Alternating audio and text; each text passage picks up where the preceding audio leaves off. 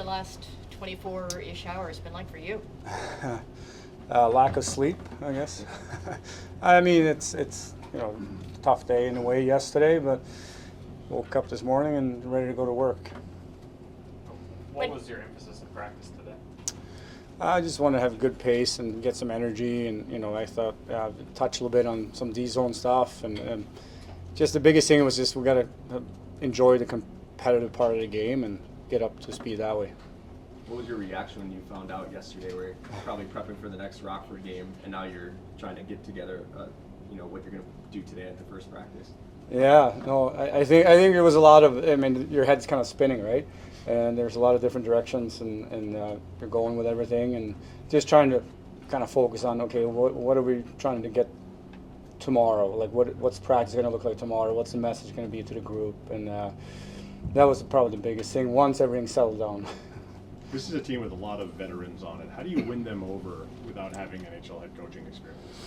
Yeah, great question. They seemed really engaged today. I had some good conversations when I talked to Nick last night. Met with the leadership group and get their feel. And they want to win.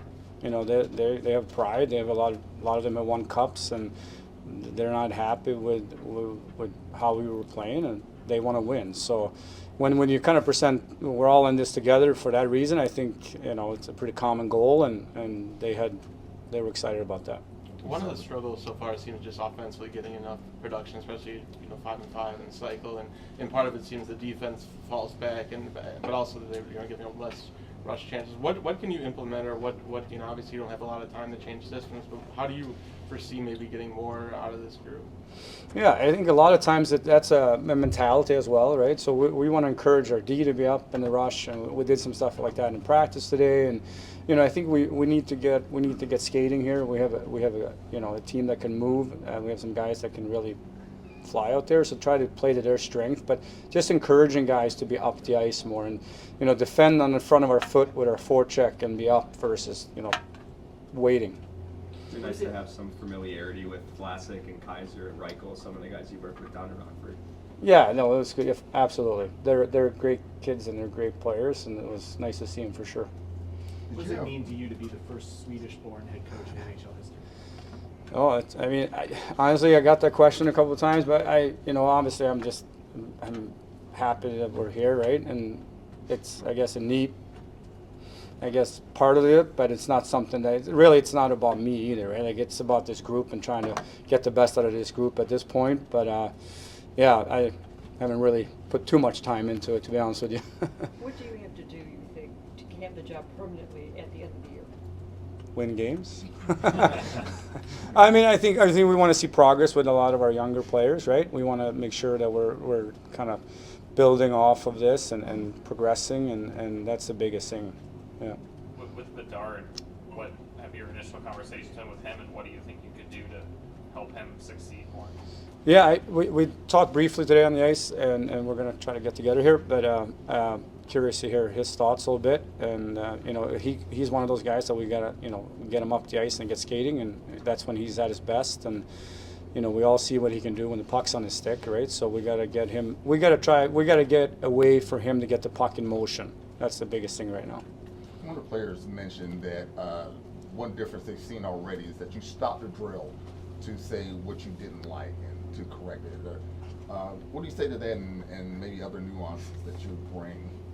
Yeah, I think that's a part of it, right? In practice, you have to, you want to see certain things, and if it's not the way we want to see it, then we try to stop and adjust it and make sure we're all on the same page, right? Because I think if you don't do that, then it kind of goes by the wayside, and that's when it gets a little bit confusing for players as well, right?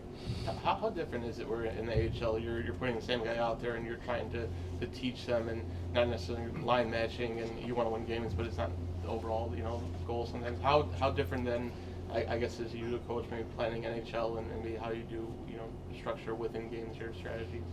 Yeah, that will be an adjustment for sure, right? And I'll lean on the staff that's been here too and get their input. And we have some of that in the AHL, but obviously it's magnified at this level. So we got to make sure we're really prepared going into the game, and we have our matchups all set. So, speaking of staff, going back to a few years ago when Derek came up here as interim coach, and you have been working with him, and now it's kind of flipped. Is that strange to you? No, he's a great human being. I think he's a very humble person. So we have a good relationship. So there's no issues. We actually rode in together this morning, so no problem. Do you prefer Anders or Anders? Either way, I've been called a lot worse. So We can call you by what you want to be called. yeah, Anders is fine. Yeah, yeah. How did you decide the lines today? We talked through it as a staff and with management, and we just there's been some juggling going on, but I think there's been some history with some of the guys, and so we want to take a look at this and see what it looked like, and I thought it looked good today. So The frequency at which they've been changing had been kind of a hot button issue with Luke the past couple months. Do you intend to try to find something that works and stick with it longer? yeah, I mean that's definitely I think chemistry is a big part of it, right? And we want to try to be patient with some of the guys, and obviously, but there has to be an accountability too, right? If you're not playing the way we want you to play, or we're not putting the effort in, then yeah, there's going to be times where you have to change the lines because of that, right? The other thing is we have some lines that are really working too, so we want to keep those guys together for sure. Because sometimes when you take a guy off a line that's working to help somebody else out, that messes everybody up, right? So. Yeah, I think we're trying to build some continuity in that area for sure, but we'll see how it goes.